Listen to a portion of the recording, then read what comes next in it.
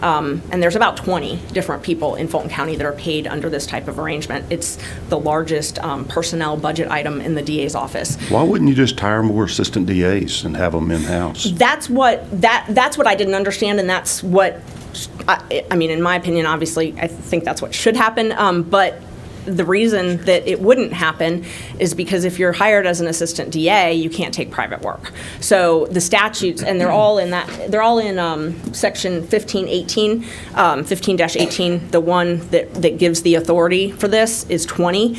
But all of those, if you read all of them, it makes it very clear that if you're going to hire more assistant DAs, they have to be paid the statutory rate. So you can't just pay an assistant DA anything you want. You could not pay them $300,000, something like that. What is that statutory rate? I don't know it off the top of my head, but it is in the statute. I know that, like, District Attorney Willis, for example, I think it's around $200,000, and that's one of the top paid people.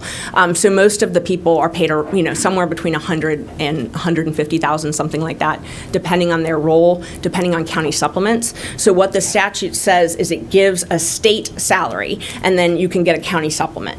But all of that is around that range. I'd say around $150,000. But there's limitations. So to answer your question, why you wouldn't just hire an assistant district attorney, first, they couldn't make as much money as independent counsels, or I'm sorry, not independent, special counsels, couldn't make that much money, but they also would be limited in their law practice. They wouldn't be able to have private practice, and that's by statute.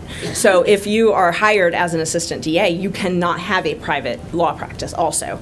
Do you know how many there are in Fulton County DA's office?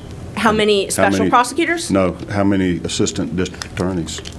No, I actually open records that, and it was declined. So we actually have a pending open records lawsuit, which I did bring.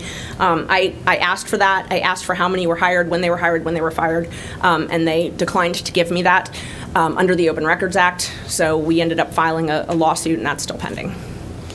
Because it just occurs to me, I think there's certainly dozens of them. Yes. Maybe 100. I think 100 would be a fair example, or a fair number based on just my knowledge of it. But there's quite a few, and if you had a certain amount of money that they spend several $1 million on these special prosecutors, that could be spent on a lot more assistant district attorneys.